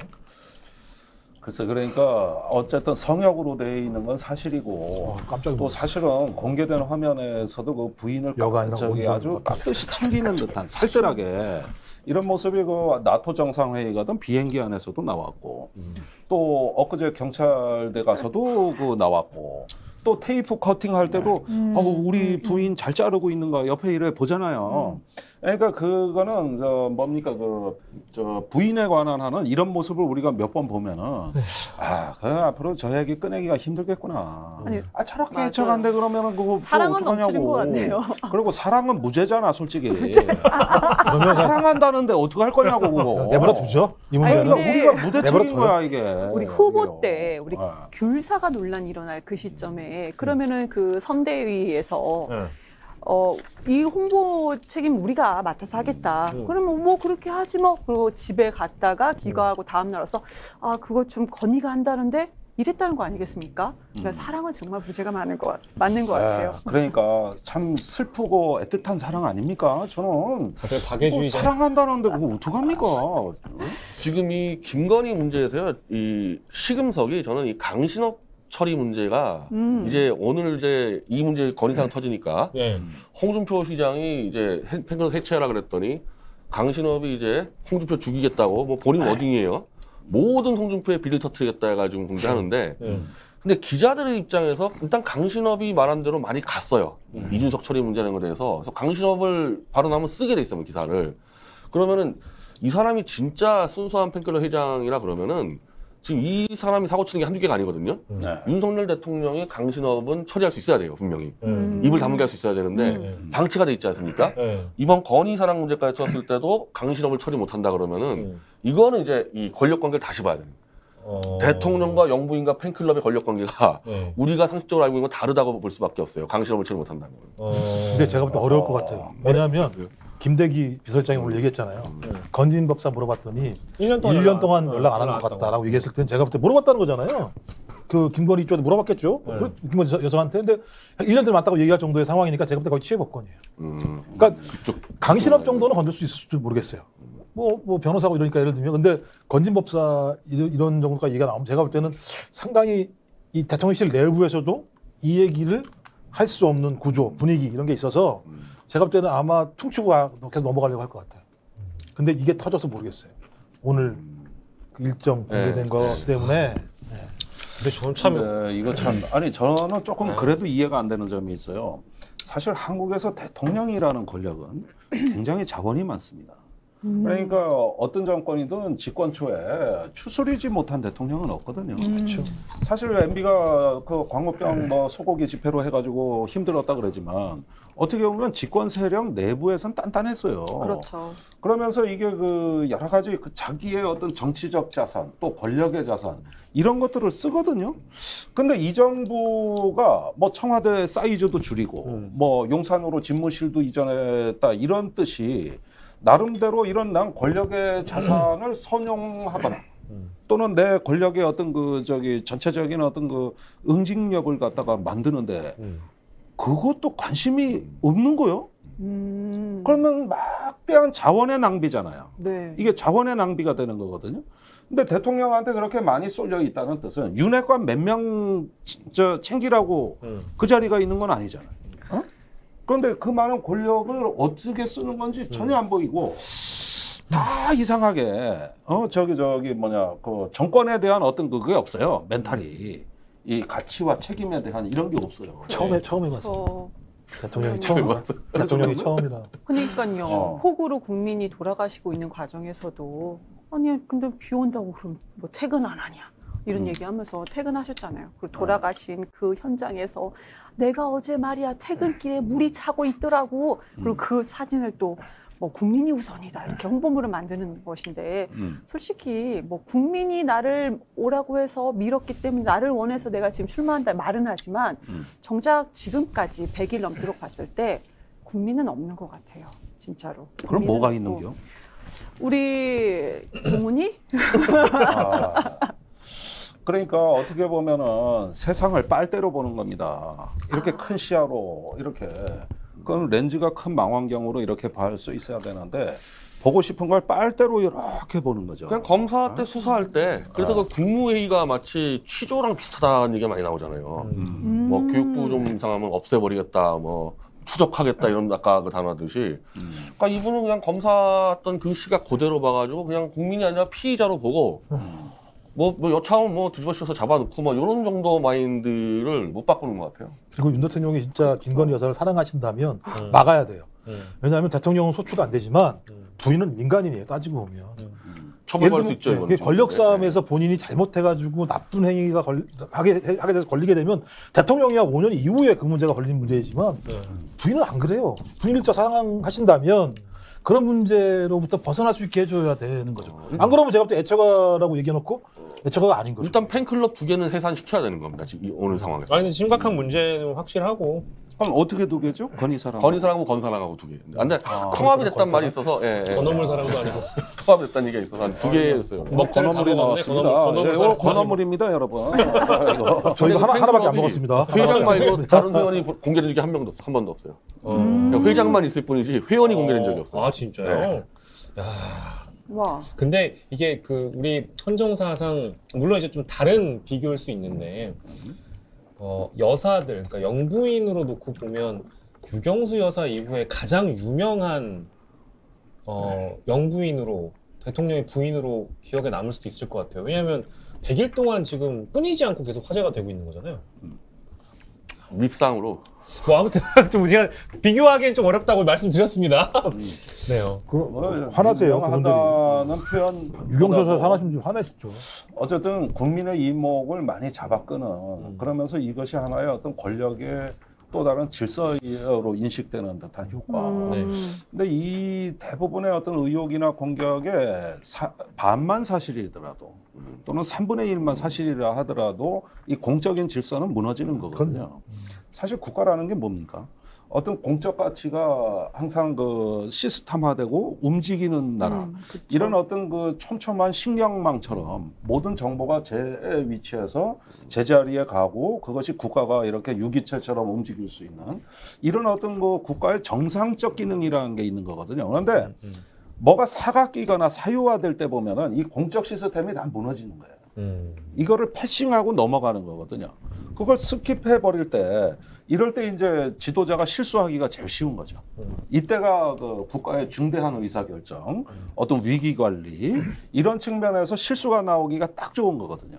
그래서 정부 내에서는 야당이 튼튼해야 돼요. 케네디가 그 쿠바 미사일 위기 때 그 하버드 출신만 다 뽑아놨다가 7명이 회의를 했는데 전원이 하버드 출신이었죠. 그래가지고 말도 안 되는 피그스만 진공 그거 해가지고 완전히 저 작살이나 그딴 거 쿠바군한테. 그래가지고 나중에 이거 어떻게 된 거야? 그러니까 달빛 때문에 들켜서 전멸했습니다. 아니 그러니까 무월광이라고 생각하고 갔다는 거야. 그게 저 사유에다 그게 이제 그룹 싱킹, 그 집단 사고의 힘이라는 건데 그때 케네디 대통령 캠프가 이 저 항맥으로 움직였어요. 그러니까 안보에 큰 저 위기가 온 거란 말이에요. 그 이듬해 쿠바 미사일 위기 때 잡혀갔던 겁니다. 그때 정상화된 거예요. 이게. 그러니까 제가 상식으로 돌아가야 돼요. 제가 놀라게 이제 한동훈 얘기로 돌아가면 한동훈이 그런 얘기 했잖아요. 나쁜 놈 잡아들이는 게 검사라고요. 말도 안 되는 소리예요. 우리 법에요. 검사 보고 나쁜 놈 잡아가라는 법 하나도 없어요. 위법한 사람을 잡아가는 거잖아요. 자기들이 선악의 중심이 되는 거예요. 그러니까 검찰들이 오버하는 거예요. 그 순간부터. 검찰은 법에 정해진 위법 사항들을 수사하는 게 아니라 나쁜 놈, 좋은 놈을 가르마 타는 거로 생각하는 거예요. 그때부터 제가 볼 때는 권력을 전행하게 되는 것이고 권력을 유착하게 되는 것이고 예를 들면 자기만 유일한 권력이 되는. 민주당 이런 거 공격해야 돼요. 다른 거 공격할 필요 없어요. 저런 사고 가진 사람, 그런 사고를 벌이지 않게 되면 세계를 선악으로 보는 거예요. 검사들이 대부분 다 그래요. 얘는 선한 놈, 얘는 악한 놈. 우리는 악한 놈 잡아들이는 사람. 내가 하는 행위는 다 정당해. 이 법에 이런 거 없어요. 검사들은 이런 거 없어요. 나쁜 놈, 좋은 놈, 이상한 놈. 요걸로 영화 제목 같은데 실제 그래요. 제가 이렇게 대화를 많이 나눠보면 그런 생각이 있는데 이 문제는 그럴 수도 있는 겁니다. 근데 이게 집단화됐을 때 위험한 겁니다. 그게 그룹 싱킹이라는 거거든요. 그러니까 위법한 놈을 잡는다 그랬을 때는 정상적인 수사를 할 텐데 지금 김 박사님 말대로 자기들이 나쁜 놈을 찍어 놓다 보니까 이걸 잡으려다 보니까 무수한 증거 조작을 한단 말이지. 그러니까 무조건 잡겠다 하니까 만들어낼 거 아닙니까? 강남에서 술접대 받아도 착한 놈이구나. 그래서 기소율이 검사 기소율이 5년 연속 100만 원 이상 안 먹었잖아요. 99만 9천 원인가요? 그래서 봐주세요. 0.13%군요 기소율이. 법으로 된다면서요? 그렇죠. 법으로 된다면서요? 시험 볼 때 검사야? 그럼 너는 착한 놈 하고 검사 되는 거군요.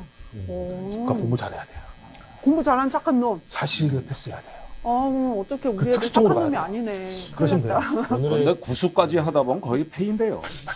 아니, 시험 봐서 검사되는 건 좋은데 고시 낭인이라 그러거든 그건. 그런데 그래도 대통령이 사실은 구수 정도 하면은 이제 완전히 인생관도 바뀌고 거의 폐인된다. 계룡산 많이 다니면서 이제 점점 무속에 심취하고 그렇게 되죠. 그래도 구수해서 된 게 또 어디냐 싶기도 하고 오늘 그 팬클럽 회장 그 강신업 회장은 20수라고 보면 돼요. 20수요? 네, 물론 이제 다른 일 하다가 고시 실패하고 다른 일 하다가 한 40 넘었기 때문에 거기도 한 20수 정도. 그럴 수도 있겠습니다. 그거는 그래도 다른 일이라도 했잖아요. 어쨌든지 간에. 네. 그렇습니다. 강신업 아유 그래요. 저희 이제 디저트 먹을 시간이긴 한데 저희가 오늘 나온 주제는 검사 아무튼 검사들의 수사, 여사, 인사, 사사사사 요거 한번 써먹고 갑니다. 자 어떻게 저희 우리 변 대표님 시간 맞춰서 가셔야 된다고 하셔가지고 네. 6시까지 제가 마포로 들어가야 되니까. 네 맞아요. 네. 디저트 먹고 가요? 김 PD 어떡해요? 마포를 들어갈 수 있어요? 40분에? 30분이면 갑니다. 아 그렇습니까? 네. 20분이에요. 끊어놓고 5분 내로 끝내시면. 하다가 그냥 나가시는 걸 자연스럽게 알겠습니다. 그러면 뭐 변 대표님 가시는 길은 저희가 뭐 술 먹다가 취하시면 나가기도 하고 하는 거니까. 자 오늘의 그래서 디저트 저희가 먹을 건데 디저트 먹던 도중에 변 대표님 가실 거고요. 저희 디저트가 바로 이분입니다. 디저트를 오늘 잘못 갖고 온 것 같아. 요즘 진짜 민주당 얘기는 죄송하지만 저희 주식같이 파란 창이라서 재미가 없어요. 근데 그중에 제일 재미없는 주식이에요. 박용진 주식. 와 그거 하면 조회수 확 떨어지는데. 민주당 얘기하면 조회수 확 떨어져. 이분도 사네요. 아웃 복사. 아니 근데 이게 좀 이게 있다. 이 제목을 영원한 아웃복서 박용진이라고 해놨어. 아웃 복사요. 아웃 복사. 이거야. 에이. 저도 재미없긴 해요. 술이나 더 먹어야겠다. 소주 주세요. 소주. 저는 맥주 제가 먹고 그냥 못하겠다 아니, 이거. 소주 있으면 소주라도 좀 주세요. 박용진 한마디 의원께서는 말씀하시면 한마디만 하고 빨리 예. 조회수도 안 나올 거 뻔하니까. 난 정말 놀란 게 이분이 민주노동당 출신이잖아요. 그쵸. 맞아요. 그래서 우리 막 이석기 가지고 우리랑 많이 싸웠었는데 어느새 이분이 조중동이 무슨 뭐 차기 대선 주자를 꼽으면은 보수 대통령 주자로 나와요 요즘에. 그래서 지난 이제 대선 전에 이제 뭐 이재명 유선을 붙기 전에 끊임없이 특히 동아일보 신동아에서 보수 대권 주자로 나와가지고 정말 뭐 이념이 뭔지. 이념이 뭔지 진짜. 이념이 진짜 뭔지. 예, 그리고 여전히 조중동이 이분이 발언만 했다 하면은 다 띄워주고. 저 아실 텐데 저하고 많이 붙였는데. 박용진의 이념은 반명이에요. 요즘 뭐 이념이라고 하면 반명 아닐까요? 반명? 아니요 이재명 싫어. 이분이 옛날에 삼성 잡는 박용진이라 그랬잖아요. 그러다가 이제 당직에 출마하고 대선에 출마하고 하면서 친삼성 색깔을 굉장히 그 삼성을 잡았었단 말입니까 이분이? 그렇죠. 이거 이재용 왜 승계한 그거 한참 전에 요즘에 하도 못 들어가지고. 근데 요즘 얘기를 들으면 그런 이미지가 안 보이는 거거든요. 그래가지고 또 법인세 깎아주겠다는 얘기를 삼성 가서 했잖아요. 선거 때 보수 대통령 후보 할 만하네. 네. 그러니까 이러면서 나는 친삼성이다. 그래가지고 자기 저서에는 법인세를 올려야 된다고 돼 있고 그 책이 출판된 다음 주에 삼성 가서는 법인세를 깎아주겠다 그랬다. 전에 출판 기념회를 했어 또. 얼마나 유연합니까? 그래가지고 유연한 사고죠 진짜. 네, 그런데 이런 스타일은 국민의힘이 많은데 이런 스타일은. 저는 부러워 사실 이런 분들은. 그 정무감각은 좋은 분이에요. 굉장히 너무 좋아서 탈이에요. 그래가지고 이제 쭉 저번 국정감사 스타도 됐고 이렇게 하면서 이제 굉장히 블루칩으로 성장을 해오던 터였다고 원래는. 이분이 차기 때 또 윤석열처럼 국민의힘 넘어가서 보수 대통령 할 수도 있겠네요. 정치는 움직이는 거니까 진짜 모르죠. 뭐. 국민의힘은 늘 없으면 꺼오거든. 놀라운데요. 민주노동에서 민주당으로 갔다가 국민의힘으로 가. 와 대단히 놀라운데요. 그래서 대통합 후보. 진짜 유연하네요. 대통합 후보. 그래서 제가 정의당에 있는데 자꾸 저보고 형님이라 그래. 내가 왜 네 형이냐 이 자식아. 죄송합니다. 꼭 목욕탕에서 그러는데 나름대로 아직도 애정이 있어요. 나는 그 눈빛만 봐도 알아요. 그래가지고 큰 당에 가서 건물에서 잘 성장하길 바란다 하고 항상 응원을 했지. 근데 선거 때가 이제 중도 행보를 걸은 겁니다. 그러다 보니까 그 응답이 그 반향이 조중동에서 왔어요. 그때 했던 발언들이 주로 아까 얘기했던 그 삼성과 같은 거죠. 저는 후배 입장에서 제가 지난 방송에도 이제 이 박용진 의원에 대해서 얘기를 했기 때문에 저 깊이 있게 더는 말씀 안 드리고 저렇게 크진 말자. 다 컸어요 이미. 아니 이제 다 컸어요. 저는 아직 배지를 안 들었으니까 이제 본인께서. 제가 저렇게 크진 말자. 저렇게 크진 말자의 그 함의는 그러니까 저렇게 정치하지 말자예요? 아니면 저런 사람 되지 말자. 저런 사람이 되지 말자? 사람이 안 좋다는 거예요? 아니 같은 아니 당에서 세게 그냥 나오시네. 의원으로서 그러니까 선배 의원을 바라보는 후배 입장에서 예. 저렇게 정치하지 말자. 저런 사람 되지 말자. 근데 제가 옹호하자면 본인이 정치를 하면서 네. 고생하셨습니다. 자, 또 봐요. 고생하셨습니다. 우리 변달골님 가세요. 네. 네, 들어가십시오. 제가 볼 때 처음으로 아마 자기한테 맞는 옷을 입어본 것 같아요. 아, 박용진이란 사람이 정치하면서 이념을 떠나서 이런 색깔의 정치를 하니까 본인에게도 나름대로 이런 다양한 예를 들면 정치적인 권한들이 부여됐다라고 하는 걸 좀 아마 본인은 느꼈던 것 같고 이렇게 하면 본인이 하고 싶은 어떤 정치적인 꿈 이런 것들을 실현할 수 있다고 생각하는 것 같긴 해요. 제가 볼 때는 그게 너무 앞으로 나가는 거죠. 너무 앞으로 나가서 좀 답답하긴 한데. 자, 그 민주당의 현실을 얘기하자면은 지금은 40대가 분발해야 됩니다. 지금 민주당의 처지가 40대요? 예. 40대? 지금 민주당은 하나의 어떤 중간 허리 계층이 이제 소위 말하는 86세대가 사실은 거의 모든 기득권을 다 누리고 있고 그런가 하면은 또 너무 청년 정치라고 해서 키워놓는 족족 실패했단 말이에요. 그러니까 이럴 때 균형자 역할을 할 수 있는 밸런스 역할을 할 수 있는 게 저는 40대 정치인들이라고 보는데 그 꼭지점에 저는 박용진이 있었다고 봐요. 과거형이군요. 네, 그러니까 문제는 말이죠. 이런 그 민주당의 새로운 리더십을 구축하는 과정에서 사실은 박용진에 대한 관심은 조금 더 기울여주는 게 좋았죠. 왜냐?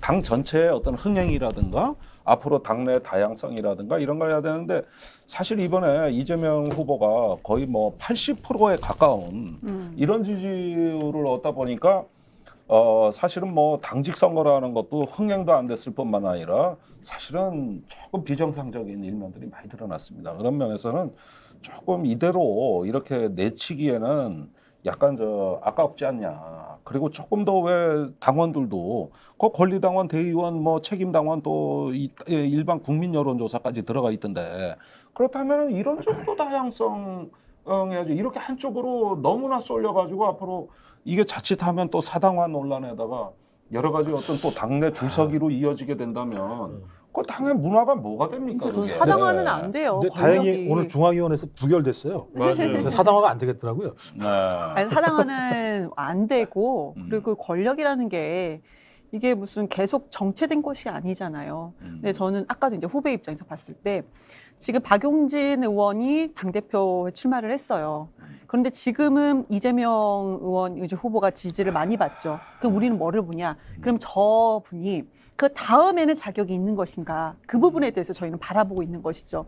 그런데 오히려 대선 출마해서 내놓은 현재 지금 메시지를 보고 저분은 다음에도 안 되겠구나라는 생각을 하게 되는 거죠, 솔직히. 그래서 그런 부분에 대해서 상당히 실망했다. 근데 그 다음을 노려서 정말로 지혜롭게 잘 메시지를 내놓았더라면 우리가 왜 그분을 지지하지 않을 이유가 없죠. 근데 지금 오히려 이번 출마한 거에 대해서는 좀 후배들 입장에서 봤을 때는 본인 점수를 완전히 깎아먹었다라는 생각합니다. 쉬었다가 가야 됐다라는 평가들도 많고 왜냐면 이재명 후보랑 같이 경선 뛰다가 뭐 본선 못 올라가니까 어쨌든 캠프에서 같이 활동하면서 또 이재명 뽑아달라고 홍보를 했는데 몇 달 있다가 이제 경선 나와가지고 이재명을 반대한다 이래버리니까 거기다 또 메시지도 없다고 그러고 이러니까 너무 상황이 아이러니하고 역설적이라고 박용진의 가치는 반명밖에 없나? 이럴 수밖에 없다는 거죠. 아니 그건 지난 대선의 데자뷰입니다. 사실은 그때부터예요. 그런데 지금까지 이제 그 당내에서 강한 본인은 이재명 후보의 견제 세력으로 자리매김을 스스로 했던 것이죠. 그래가지고 대선 때부터 굉장히 많이 들이댔어요. 그러다가 이제 판이 정리가 됐고 이번이 두 번째입니다. 그렇다면은 그때하고 똑같은 모습을 해서는 안 되죠. 그렇습니다. 왜냐하면은 그때와 맞아요, 지금이 다른 맞아요. 점은 뭐냐면은 지금은 대선에 패배한 직후라는 점이 그 당시와 다른 거죠. 그러니까 지금 당은 대선으로 돌진하는 시점이 아니라 내실을 기하고 다시 재정비를 해서 맞아요. 다시 미래를 기약하는 이때 상황이 돼버린 거죠. 그런데 그 대선의 데자뷰 같이 돼가지고 결국은 이제 권력 투쟁 이것의 연장전 시즌 2를 하게 되면은 우선 당원들 피로감이 가중될 맞아요, 것이고 맞아요. 지금 우리가 이따위 얘기 들을 때냐 이런 어떤 그 거부감들이 확산이 됐을 거예요. 네. 그래서 저는 민주당에서도 19대, 20대 이렇게 쭉 봤을 때 참으로 장래성 있고 스타들이 많이 나왔거든요. 근데 왜 생명력이 짧으냐? 지금까지 그런 사람들이 굉장히 많았는데 뭐 약간의 스캔들만 있어도 그냥 버려버리는 이런 부분들이 이분들이 너무 빨리 권력을 알았기 때문에 일단은 정치는 수련을 하고 저기 초선 재선 정치인 할 때 더 많은 풍부한 경험과 학습 공동체로 이게 어떤 정책 공동체로 이렇게 맺어지려는 네트워킹을 노력하면서 서서히 점진적으로 가야 되는데 이게 뭐 불교의 도노 점수란 말이 있지 않습니까? 단박에 깨닫는다. 불교 경전 뭐 오래 수양할 필요 없다. 깨달으면 단박에 오는 거다. 정치를 무슨 팔자 고치는 그 단박에 이렇게 저기 해가지고 경박해졌다. 그 문화가 그 배후에 있는 거예요. 그러다 보니까 성장하다가 좌절하고 성장하다 좌절하고 사람이 잘 안 크는 거야 이 구조가. 죄송한데 제가 볼 때는 참 586들이 문제가 많아요. 586이 제일 문제예요. 왜냐하면 586. 586들이 예를 들면 하청 정치로 성장했잖아요. 네. 그 예를 들면 위에 보수를 두고 권력을 나눠 먹으면서 세력들을 이제 좀 강고하게 분위기가 만들었던 건데 그 뒤에 후배들도 마찬가지입니다만 또 하청 정치 아래서 또 재하청을 한 거예요. 그렇게만 계속 배워왔어요. 그러니까 창업을 안 해봤어요, 이 사람들은. 근데 갑자기 창업을 해보라고 지금 얘기한 거예요. 얘네들 창업해봐. 회사 이름은 뭐죠? 586 말고 97? 97 회사 창업해봐. 창업을 해본 적이 없기 때문에 창업을 할 수가 없어요. 똑같이 따라한 거예요. 하청 업체처럼. 그런데 정치는 상상력입니다. 우리 30대 국무총리가 있는 핀란드나 외국 사례나 이런 걸 봐도 그 사람들이 물론 10대부터 정치를 했던 사람들입니다만 그럼에도 불구하고 정치는 불가능에 도전하는 거고 상상력으로 새로운 길을 만들어가는 겁니다. 정치인의 기본 임무는 비전입니다. 이 자질이 제일 중요한 거예요. 그런데 그 한국 사회에서는 항상 우리 세대죠. 86세대 뒤를 90년대 학번이 뒤따라왔고 그 뒤에 2000년대 일부가 흡수가 돼가지고 이 30년 공동체를 오랫동안 유지해온 거야. 거기서 항상 어느 술자리 가면 왕초는 86세대더라고. 그러고 그 뒤에 약간 저기 이제 후배들이 따라와가지고 술 따르고 있어. 종합회장 메뉴에 있고 이렇게 아래로 하이라키. 그게 평생 간다고. 그런데 태극기 부대도 똑같아요. 거기는 1930년대생들이 왕초야. 30년대생들이 태극기 부대를 창안하신 분들이요. 그 뒤로 40년대, 50년대생이 그 뒤를 따라가. 그 다음에 이거 꼴 보기 싫다고 깨부수고 나온 게 60년대생인데 그 뒤에 70년대생, 80년대생들이 따라가는 거예요. 그러니까요. 한국 사회 여태까지 그 두 세력의 싸움이었어 지난 30년이. 그런데 요즘은 이제 90년대가 나온 거죠. 좀 치고 나오세요. 유경 대변인 같은 분들이 80년대생. 그러니까 창업을 하세요. 창업 정치를 하세요. 저 이번에 최고위원 출마할 때 컷오프 됐죠. 그래요? 네. 중앙이 백화점. 그때 뭐 좋은 경험이라고 생각하시고 제가 치고 나왔다가 열흘 만에 그냥 잘렸죠. 좋은 경험. 참 뭐 힘내십시오. 제가 응원해드리겠습니다. 또. 감사합니다. 진짜죠. 참 내가 못 살아 진짜. 그거 응원하겠다는 거 이거 자르지 말아주세요. 이거 살려주세요. 봐봐 술 맛이 나잖아요. 걱정하지 마시고요. 그러니까 제가 볼 땐 79세대는 창업 정치를 안 한 거예요. 하청력이 따라한 거니까 이렇게 된 거예요. 근데 이제 그 이후의 세대분들은 창업을 하세요. 예를 들면 이재명도 마찬가지입니다. 이재명이라는 사람이 누가 알았어요. 근데 어느 순간 성남 가서 기본소득 이런 얘기하면서 변방에서 새로운 걸 얘기하니까 변방에 새로움이 있는 거거든요. 거기에는 왜냐하면 권력을 향유하지 못하는 다중의 사람들이 모여가지고 다양한 이야기들을 만들어내는 공간이잖아요. 거기서 만들어내셔야죠. 그러면 김종옥 교수는 몇 학번이세요? 88학번입니다. 88학번이에요? 네. 저희하고 같이 노는 세대. 아니요, 저는 이제 그 낀 세대. 낀 세대요? 그러니까 같은 79와 세대 아니라고 586과 97세대에 딱 끼어가지고 이도 저도 못하고 그냥 그래서 낭인처럼 네. 바람처럼 흘러와서 구름처럼 떠나갈. 자, 이런 걸 보죠. 우리가 모든 세대가 자기 세대가 제일 기회가 적다고 생각하는 경향이 있어요. 아닙니다. 죄송합니다. 그냥 이게 좀 근데 방송이니까. 이거는 제 공감합니다. 네. 모든 젊든 나이가 똑같아요. 이거. 우리가 손해보고 있다. 맞습니다. 이런 요즘 젊은 친구들은 그래요. 경향이 있는데 사실은 60년대생은 많이 누린 세대입니다. 고도 성장기에 컸고 그리고 경제 성장의 단물이란 단물은 다 빨아먹은 세대가 우리 86세대예요. 그리고 많이 누리고 왕초 노릇을 30년 넘게 하고 있어요. 네.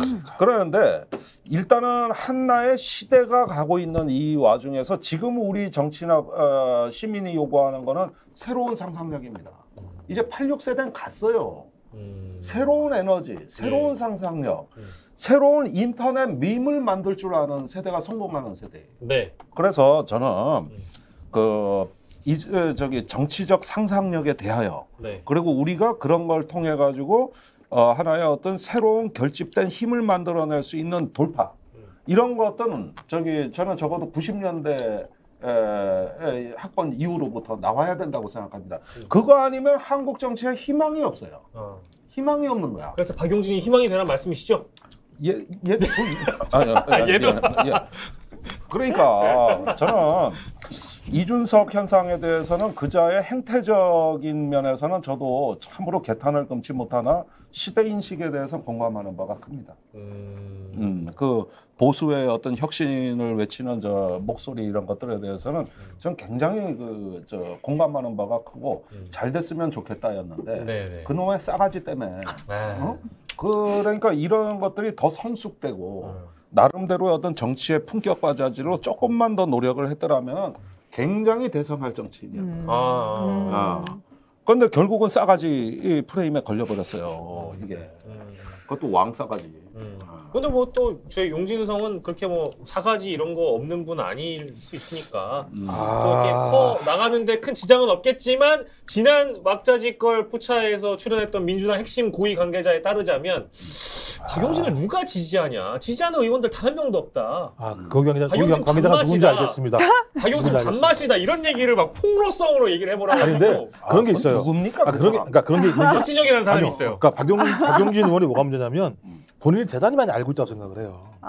근데 정치는 다 아시겠습니다만 알아도 아는 척 안 하는 것도 되게 중요하잖아요. 정치할 때. 그런 정치인이 드물어요. 근데 이준석도 마찬가지잖아요. 지가 다 아는 것처럼 얘기하니까 그러니까 네 가지가 없는 거죠. 행태 문제가 있다는 거예요. 저기 여러분들 내가 솔직하게 얘기해 보자고.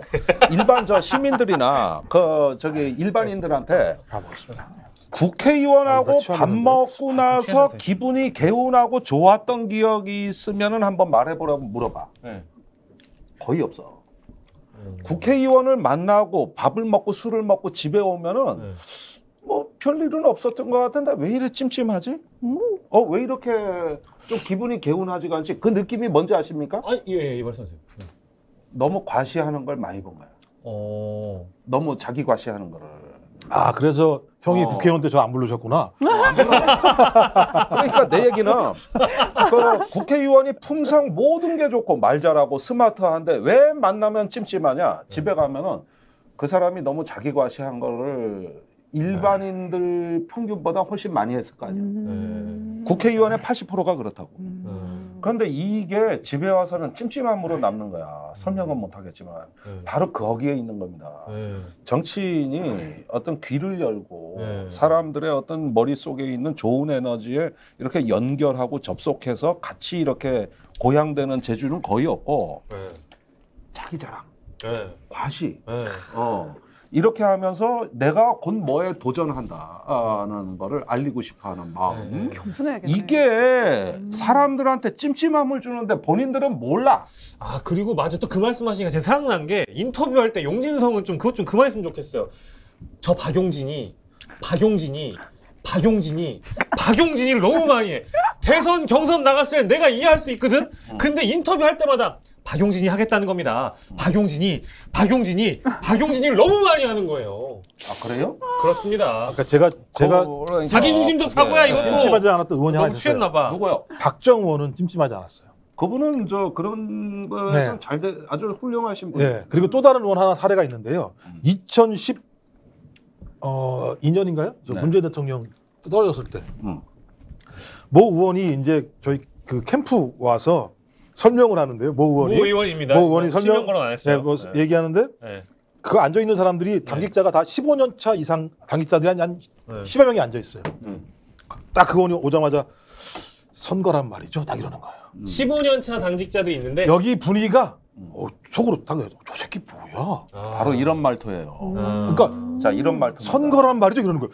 야, 이 인간이 우리 앞에서 선거를 얘기해? 밥맛이다. 자 이걸 보세요. 이 정치가 왜 말에서 망하냐 하면은 소통형 언어를 못 쓰고 기능형 언어를 쓰기 때문입니다. 그러니까 저 김경일 그 심리학자의 진단은 이거예요. 의사가 둘이 있어요. 한 의사는 환자님 병은 유전병입니다. 딱 부러지게 얘기해줘요. 이게 내 의사의 자세라고 믿는 거야. 네네. 근데 다른 의사는 그렇게 말하지 않아요. 부모님도 그 병으로 고생하셨겠어요. 이렇게 말하는 공감의 거죠. 언어가 있는 거죠. 그러면은 같은 말인데 그쵸. 받아들이는 사람은 어떻게 받아들이냐면 마저 우리 아버지 하면서 의사한테 마음을 여는 거예요. 이게 소통의 언어입니다. 아 맞습니다. 그런데 지금 오늘날 이 정치의 언어를 보면은 기능형으로 됩니다. 왜냐? 그래야 똑똑해 보여요. 그 개념형이고 기능형이에요. 이것부터가 틀려 먹어요. 우선 소통이 안 돼요. 그 다음에 더 큰 실수를 합니다. 개방형 언어를 써야 되는데 통제형 언어를 쓰는 거야. 통제형 언어는 예 아니오로 답변하게 만드는 기술이에요. 국회에서 이렇게 하잖아. 그러니까 자 태풍이 불었어. 많이 무서우셨죠? 이렇게 뭐 수해 현장 가서도 그래. 뭐 많이 힘드셨죠? 이러면은 대부분 사람들이 네 이런다고. 또 할 말이 없어. 그런데 그렇게 물으면 안 돼. 바람이 불 때 어떠셨어요? 이러면 전쟁 나는 줄 알았어. 창문이 그냥 막 흔들리고 막 그랬어. 그때 무서워 죽겠어. 이 말이 끌어내는 거예요. 그러니까 내가 판단하지 말고 질문을 해줘야 되는데 정치인들 대통령부터 국회의원을 하는 말 봐. 수해 현장이고 어디 가가지고 꼭 보면은 많이 힘드셨죠. 그러면 지는 위로한다 그러는데 이상하게 듣는 사람들은 이해가 안 되고 정치인 와서 또 저 지랄들 하는구나. 그러니까 이게 국회의원이 개방형 대화가 이게 구사가 안 돼. 거기에다가 기능형 언어를 쓰니까 어떻게 되느냐. 정치인은 열심히 해도 욕먹어. 아니 그러니까 왜 정의당을 가셔가지고 여기 있었으면 민주당에 있었으면 재선 3선 하셨을 텐데 소통형, 공감형 언어 썼으면 지금쯤 최고위원 선거 나오고 당대표 선거 나오고 이랬을 텐데 뭐 어쩌겠습니까? 선택하신 영장을 지르고 선택하신 건데. 그러니까 선택하신 약 올리는 것 같아. 이런 게 바로 통제형 언어예요. 그러니까 여기 있었으면 이랬을 텐데 누가 몰라? 다 알아. 그런데 그거 알고 정의당에 가셨으니 어떠셨어요? 이러면 야 정호가 내가 말이야 이 당에 와가지고 말이야. 제가 갔을 때 말씀드렸잖아요. 뭐 가지 말라고 제가 말씀드렸잖아요. 뭐 거기 왜 가세요 제가? 그러니까 대화가 이러다는데 내가 가지 말라 그랬는데 거기 가가지고 그 참여연대 길 생각나세요? 참여연대 길 이게 바로 거기 왜 가세요 제가? 후배로선 싸가지 그 저기 후배가 얼마나 간절하게 거기 왜 가셔가지고 그렇게 그때 말씀을 드렸는데 아 참 오늘날 이 연구판에 어떤 언어가 지배하는 걸 보라고. 박용진이 왜 망했는지 알아? 그러니까 제 말을 들었으면 재선 3선을 했을 거 아닙니까? 벌써 망했어요, 박용진 의원.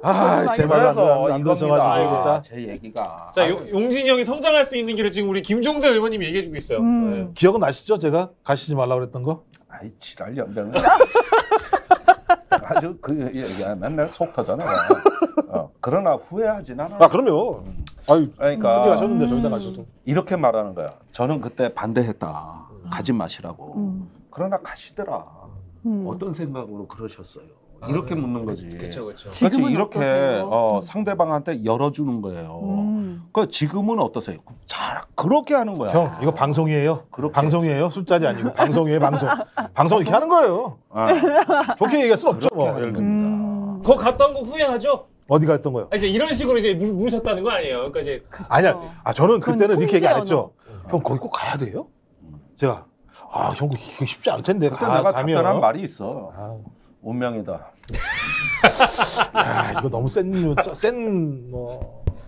말씀이어서 제가 하지만 뭐 제가 볼 때 정의당 가서 되게 좋은 열심히 뭐 하시고 의미 있는 역할을 하셨기 때문에 제가 또 요즘 마찬가지지만 외교안보 쪽에 일이 생기면 형 페이스북 꼭 봅니다. 그렇죠. 어떤 판단하시는지 보고 거기에 맞아요. 근거해서 쓰고 있는데 좀 제가 볼 때는 아직 좀 아쉬워요. 쓸 일들이 너무나 많이 있는 형인데 그리고 또 진짜 형이랑 진짜 청와대에서 옛날에 진짜 이런저런 진짜 짜증나는 얘기들도 많이 하고 싸울 근데 더 대차게 싸웠어야 되는데 좀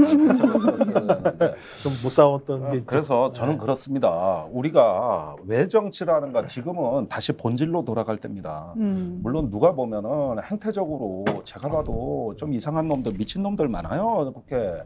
그런데 이번에 수해 현장의 민심을 보십시오. 여든 야든.